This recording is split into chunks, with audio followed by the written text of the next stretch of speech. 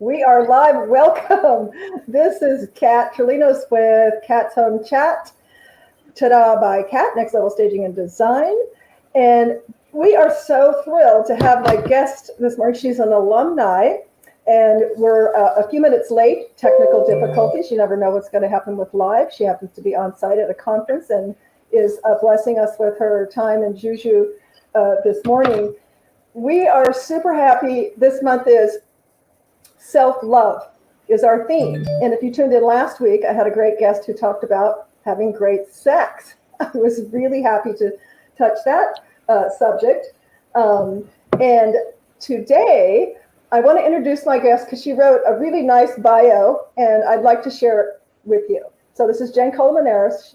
She believes that so many humans are walking in the planet thinking that they are broken. Stephen. She feels that she is here to share that that is a lie and that you have the power to transform and heal that false belief. She believes we are all whole and of ourselves and our alignment to whatever source of God or source that we draw from. She has over 30 years that she began her spiritual journey, and she's always known that she was different. She had no idea that she was an empath, and we'll ask her a little bit about what that is, with an array of spiritual gifts. She felt that she was trapped in a more sensitive body and could feel everything and had no awareness of what was mine or others. And that's kind of what an empath is. Those lines are blurred.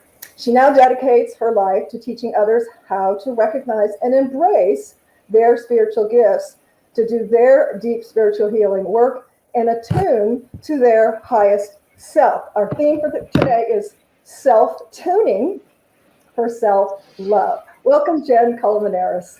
Oh, man, I'm like, thank you. I just love you guys. You know that. So any chance I can talk about self-love. We love you. We love your heart. And I'm really excited. What kind of spawned, I think it was a post you had done on Facebook at a coffee shop, and you had the tuning forks out, and I'm just like, oh yeah, let's tune up our life.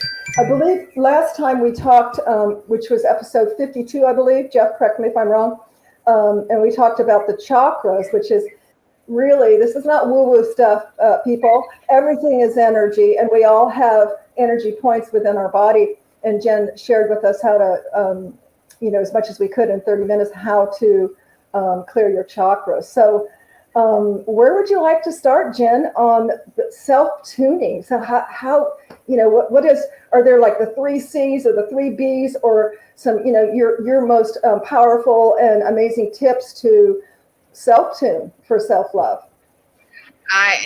Let's start with this one. This is huge. Let's start at the beginning, and it's called self-worth. What is your worth? What is your value to yourself? When you don't know what that is, and when you don't have self-worth, then you can't even involve yourself in self-love. So I think that's a lot of it. You've got to figure out what you're. And I don't know. I'm on like a quest. I'm reading like a book a week, kind of delving into what the next step in my journey is. Good for you. There's a book inside. I don't know how I want to meld it with design and mind, body, spirit. Very, my message will come to me as how that will present itself. But self-worth, I think so many of us think that we have to earn it. We have to, change the size of our thighs, increase our bank account, live in a bigger house, have a better car. And I'm here to tell you, and I know Jenn's going to echo in on this, that ain't your self-worth. That is not your self-worth. You were born perfectly beautiful, magical. You're an irreplaceable miracle. And once you get that into your mind, body, and spirit, you will not be chasing outside stuff for worth. Would you agree with that, Jenn? And what would you like to add to that? Absolutely. And I'm going to add this from one of my favorite gurus, Deepak Chopra. And he says, I mean, think about it. Here we are, we're as children, and somebody asks us, how do you know that you're loved? Or how do you feel that you're loved?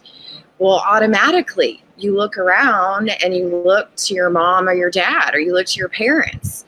So automatically from the beginning, we're programmed that gives me chills to seek approval. Yeah. So it's that process of learning. It's powerful. That gives me chills, Jen, because none of us are from perfect homes, and I just adore and am so envious of folks that came from just loving environments. But most of us have come from some sort of dysfunctionality, different levels of abuse even. And those were early messages ingrained into our psyche that perhaps we're not loved. We need to be more, do more, change, that we're not good enough just the way we are. And right. I'm absolutely a recovering people pleaser, and I was thinking about that on the way here of people pleasing. That's what it was. Yeah. It was seeking that approval from others on the outside because I didn't have it. Like, I was good when I made the grades, or I was good when I made it to the gym, or I was good when I hit that number on the scale. I was good when I was the yearbook mom. Like, there were things that I was good at, but it wasn't internal. They were esteem that I was chasing. It wasn't worth that I was creating. Wow. And, I know there's many people out there, and, I think women, not that men can't fall prey to it too, but I think women seem to be set up more for doing for others and being people pleasers, being the right wife, the right mom, the right, school mom, etc.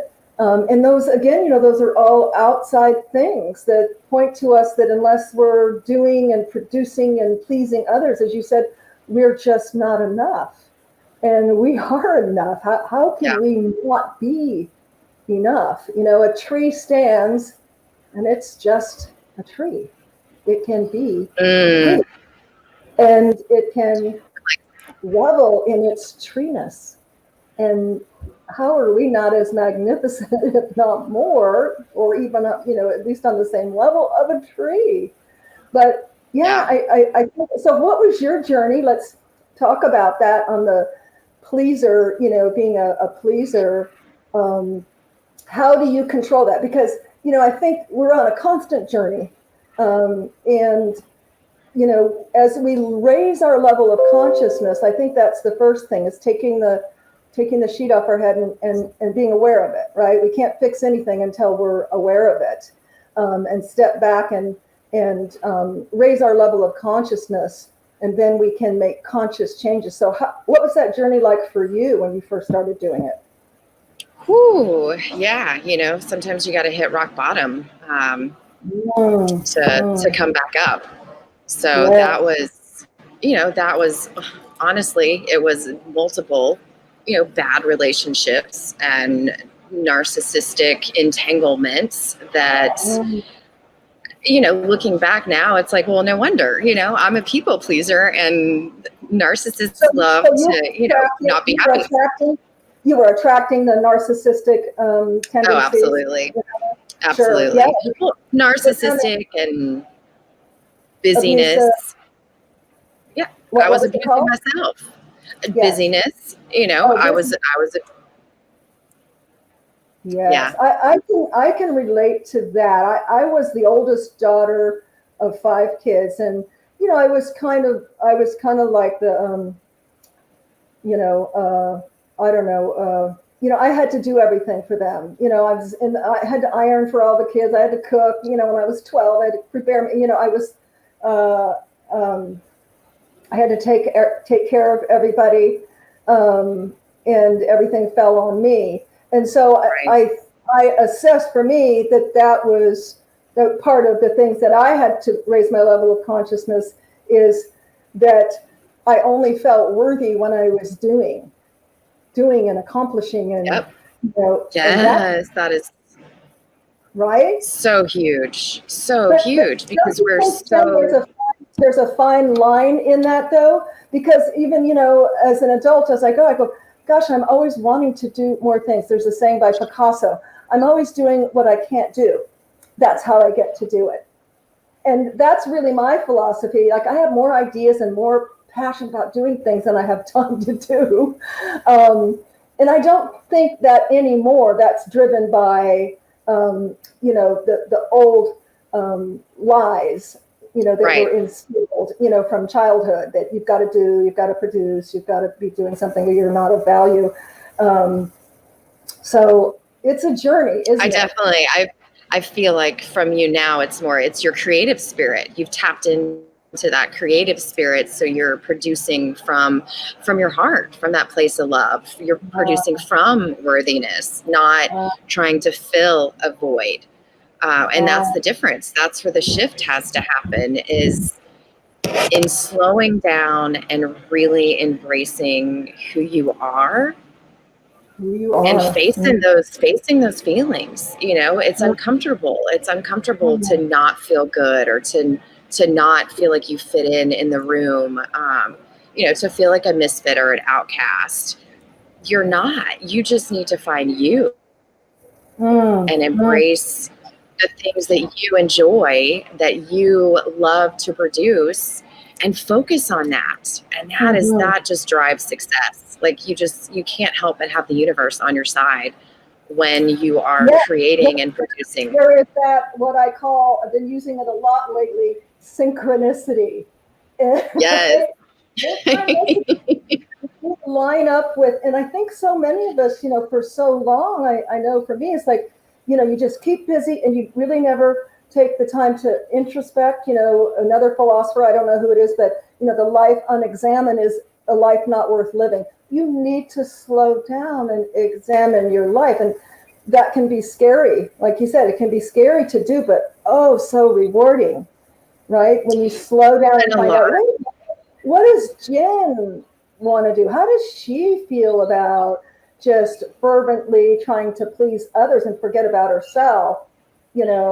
What really is going on behind the scenes, and then come to grips with that, and clean out the wound and start with a new story. Really? Yes, so true. It's that shift. It's that shift of getting out of that old story. You are worthy. You are enough. You've been programmed. You've been programmed to believe that you're a cog in the wheel. You've been programmed to believe that your worthiness lies outside of you. Like, these are all just, they're pathways in your brain that just need to be remapped. That's science spirituality is what it is. Yeah, I'm like, there's a path there that just. That's why I love Deepak, because he really integrates the science with the spirituality. It is it's not woo-woo stuff. This is stuff that they can measure. This is stuff, that they know, through scientific discovery. And we just need to reprogram ourselves, in one of the books that I'm reading, I don't even know which one it was, but they talked about, how really the innocence of a child, like I'm watching my granddaughter who's 10 now. She's not what she was when she was 3 or 4. It's like, that freedom, a young child doesn't care about the past. They don't care about the future. They live in the moment. Yeah, they need some reining in, but they're spiritual warriors, of just being in the moment. And I think, we need to get that back, because like you said, the programming, what happens is there's, the parental influence, the school influence, the societal influence, whatever's on television. Now it's on our phones. And if you're taking that all in, and so much of it is mind control, people, you're programming your brain. You've got to reprogram your brain, really. Well, you're letting them program your brain. Exactly. You're letting others program your brain. You need to take back these thoughts. You need to take back that power. You need to take back those micro moments. And it takes action. I mean, sometimes it's constant action. I don't have it on today, but I have a little band that I've been wearing on my finger, little hairband, just so that when I see it, I remind myself, like, stay focused on the future. Like, I have goals, and that's my goal. It's like, so when I find myself going down that little rabbit hole of, oh, I can't do this, or, oh, that's too big, or, what's so-and-so going to think about this, or, I'm not from that place, or what are they going to think? It's like, no, I look at my rubber band and I'm like, no, I've got this. Like, I'm totally worthy. This is you can do it. Exactly. my world that I get to create in my way. Yes. And isn't that amazing? We can create our world. We need to use I'm waking up to all the colors in the rainbow, not just one color. It's all out there for us to grab. But there's those voices in there that says, I'm not and good then create enough. more. Right? I'm too old. I'm too poor. My thighs are too big. I don't have enough money. Oh, yeah. I can't be like them. I forget who said it. I think it's been said many times, and that is, the perfect joy killer, life killer, is to compare yourself with others, because there is no one like you. There is no another Jenn Colmenares. There's only one. So why would you compare yourself? But it's that no. doubt, that society that says, oh, you must fit into this if you want to be this. That's not true. It's just not true. So I want to be respectful of your time. And I think that's so important now, especially as people are emerging. You froze a little. People are emerging what? Yep. Okay. Oh, there we go. Oh, I think people, as we're emerging, I don't remember where I was going with that. But my brain moved on. More than ever now, it's important as people are emerging into themselves, really. With so much, well, self-worth to figure out. Yes. Yes. Yeah. Oh, that's where I was going, is how does that start? How does it start? Like, one of these days we're going to have an amazing connection when we meet. So it starts with you showing up for you. It starts with, right? It starts with keeping those little promises to yourself and not beating yourself up. It starts with saying nice things to yourself and talking nice to yourself in the mirror. I'm going to do a experiment this week, and I'm going to buy 2 plants and I'm going to put them in their ideal environments, and I'm going to speak really nice things to this one. Like, every day I'm going to tell it how beautiful it is as I water it and put it back into its environment.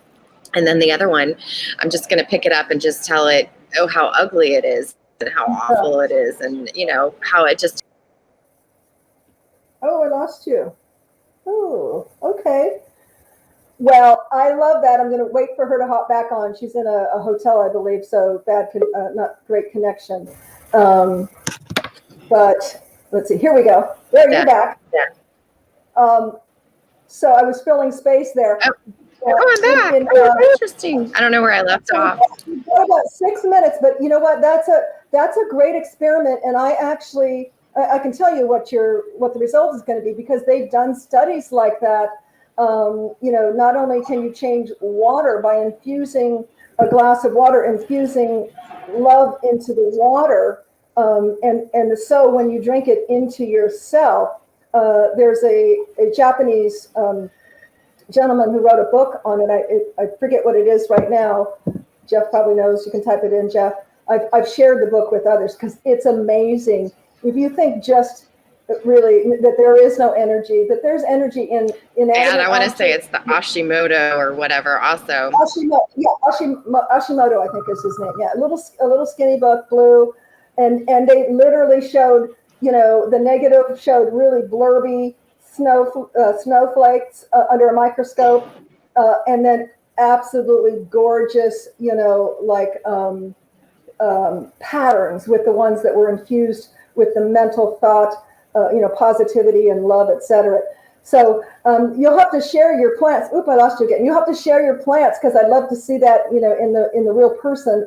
I've seen it, like I said, done in studies and in a video that I watched. But what a prime example of how thoughts are powerful. And it starts with the thoughts that we tell ourselves.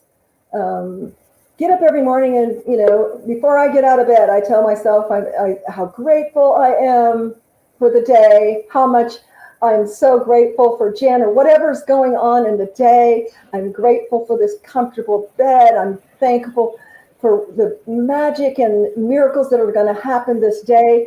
And this is where synchronicity comes about, when you are thankful and grateful. And so it is, as if it is, you know. And I like what you do with the, you know, putting a rubber band to help anchor you when those little thoughts go in that, oh, I can't because of this, or I'm too this and I'm too that, and that's, you know, nope, pull you right back to your anchor. And it's that self-talk. You know, I love to mention, keep the promises to yourself, you know, and so number one, we have self-worth. And don't set yourself up so big. What do you mean don't set yourself up so big? I was going to say, don't set yourself up so big. Those promises on yourself, like, you know, I have clients that come in and they're like, okay, I want to make it to the gym at 5:30. I want to eat better. I want to journal. I want to meditate. That's a whole lot to anchor in. Like, no, you need to start with like putting your shoes by the front door at 5:30 in the morning, or figuring out, you know, what it looks like that you want to wake up at 5:30. Reward yourself. Okay, beating yourself up that you didn't make it. I like that. Yeah, yes, it's those little micro steps, setting yourself up for success. I like that. Yes. And it's not to say that you shouldn't have what I call a BHAG, a big hairy ass goal. You should have big hairy ass goals. Put them up here, but then micro success them through those steps, because, you know, we're not looking for I tell my team this also. We're not looking for perfection. We're looking for progress. Progress, not perfection. You know, excellence, not perfection. Because nothing is perfect as you imagine it. A critical mind can always make something not perfect. You know, I have a saying, and it goes along with design, and that is wabi-sabi. Now, I don't do much wabi-sabi, but I kind of like it, the perfectly imperfect. You're actually seeing it more in design, where the bed is kind of tousled and it's a little crooked. It's not symmetrical, you know, and things are kind of, tossed a little. And that's, you know, that's a vibe that works in some places. But I've been doing that for years. But in our life, you know, everything is perfectly imperfect. Surrender to what is, and applaud yourself with those micro successes. I like that. That's excellent. So we have like 1 minute here. I'm being very conscious of absolutely. For you. So yeah, you don't have to change the world. What's that? We're going to change the world? You're so sweet. You're so sweet. So I absolutely want to change the world. I want to teach people to dream big and to then dream bigger. Like, you can do anything. You are amazing and magical. And it really is about tapping into that, about keeping those promises to yourself, about showing up for yourself. You don't owe that to anybody else, but you definitely owe it to yourself. You are your best friend. You need to date yourself like your best friend.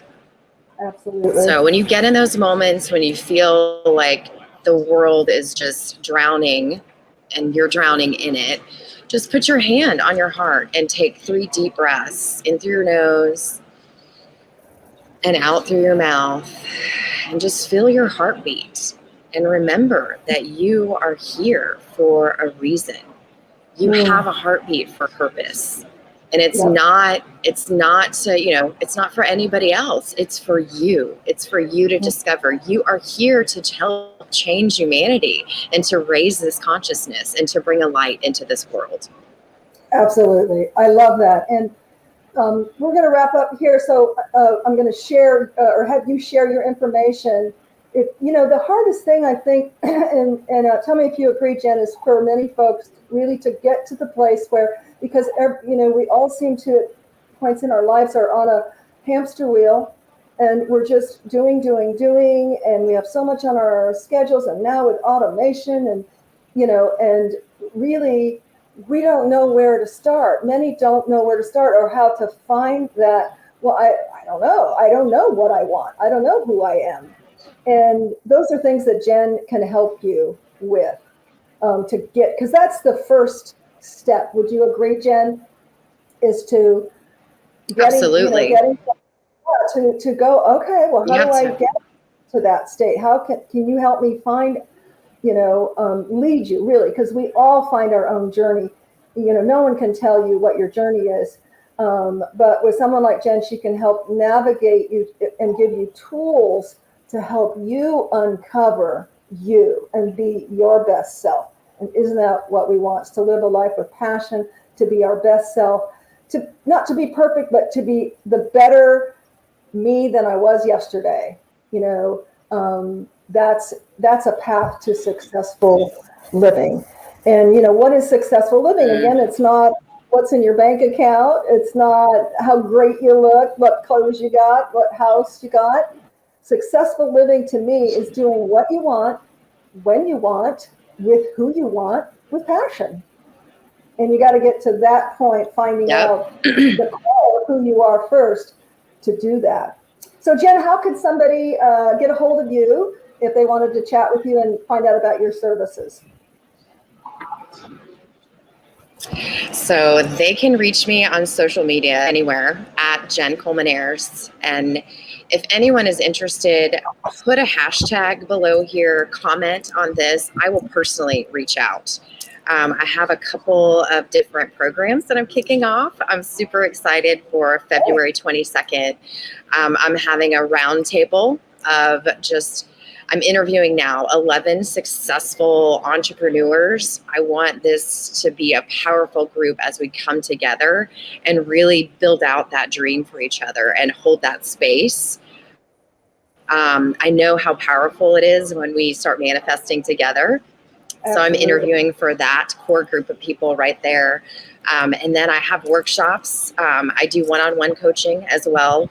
So there's a whole gamut of things that there's a way that we can work together if you really want to get your head together, if you want to put you first and you make you the priority here going into 2022. That really is the shift. There's a shift in consciousness, and I'm here to help you navigate it. Absolutely. Thank you so much, Jen. Great information. And thank you so much for being part of our self-love. What a great topic, because, this is all about self-love, keeping promises, starting with love. And some people don't know how to get to that place. And I'm sure, with your experience, you could help them. So thank you so much.